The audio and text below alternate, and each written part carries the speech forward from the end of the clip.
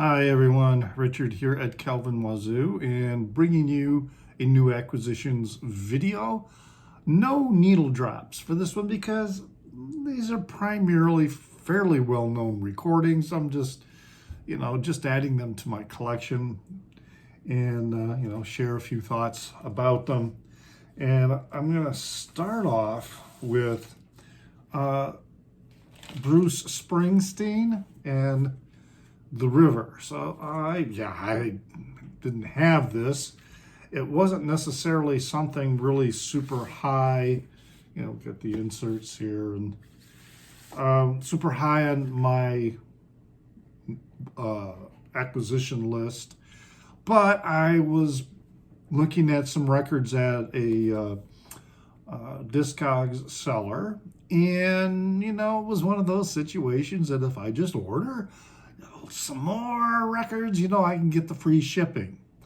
And so I went browsing through their store, and I saw this at a very, very reasonable price, which I can't remember, but I think it was like $14 maybe. I thought that was, for the condition. I decided, okay, not like me some Bruce Springsteen, got some perhaps, some classic songs from here, like Point Blank and Cadillac Ranch and Wreck on the Highway. Really good double album. But then there's the song Hungry Heart. And that got me thinking that, I got to do another video about lyrics that are either lyrics that make you go, or they're inappropriate.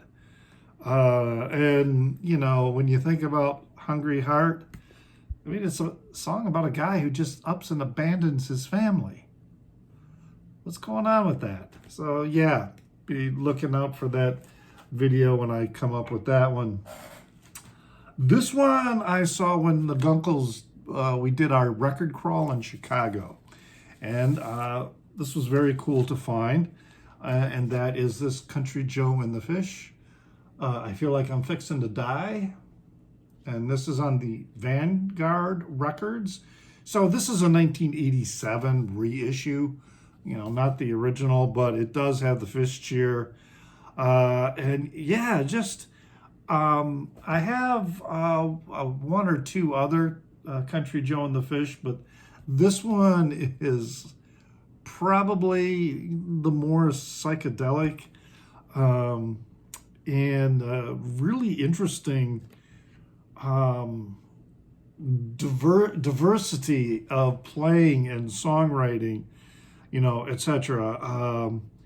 And there's kind of an explanation. Of course, they got all these like, who is that Italian actor who does the spaghetti westerns, Bruce Bartle kind of looks like that guy with that hat. I wish I could remember his name right now. I should have looked that up, but it just popped into my head. Then you got Joe McDonald here, and they're all kind of, looking rather odd. And, like it says on the album, this is the sound of the Fish's multiple world. Sometimes it's just Country Joe. Sometimes it's just the Fish. Each of them into their own thing, taking the time they need to get into whatever it is they're trying to do. But mostly it's Country Joe and the Fish together, into their own world, their own sound, and their own music together. Yeah, it is. Really, really solid record, psychedelic blues, etc. I probably could have done a needle drop for this one because I'm guessing folks are not necessarily not that aware, maybe some are, of Villagers. This is Connor O'Brien, his project. This is the most recent release, Fever Dreams, which I still think was released in 2021, so, a couple of years ago. All of Villagers, all of their records are, or his records, I should say, because it really is Connor O'Brien. For the most part, especially in the studio, the Villagers are the band, I guess, that he travels with when he performs live, although he's been known to perform solo as well. Anyway, each of their albums is different, or his albums, I keep saying their, because it's called Villagers maybe. But yeah, each album is slightly different from the others, and adventures into different musical landscapes or soundscapes. But essentially, they're still Conor O'Brien, still Villagers, still have that feel. This particular die cut has got, you can change what the cover looks like by sliding out different ones, and yeah, it's okay. The packaging, like that. This does, I bought it because it was a good price and the vinyl is in really good shape. But you can see that was damaged. But I'm not always, depending on the artist and the recording, I'm not always that concerned about the condition of the sleeve, as long as it's not completely falling apart. But anyway, yeah, Villagers, Fever Dreams. Then finally got this one because for a long time, you couldn't get this. There were no repressings, and OG pressings of this were really, really expensive, and that's The Breeders' Last Splash.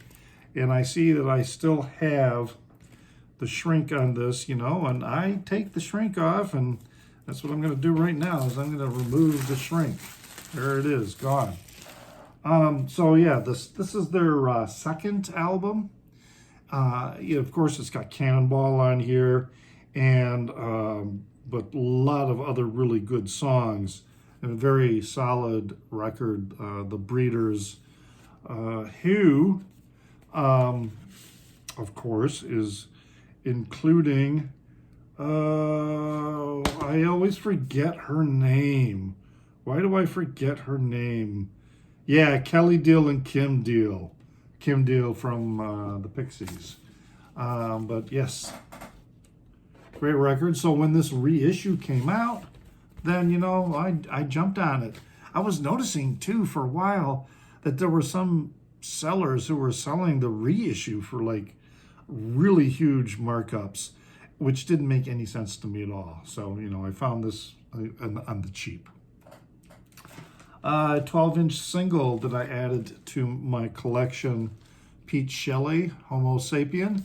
So this also has Love in Vain on the side B track, but yeah, this is a very good extended mix. It is the let me double check here. Right, a dance version, then it follows with Love in Vain, and then side 2 is the elongated dance party dub mix on side 2.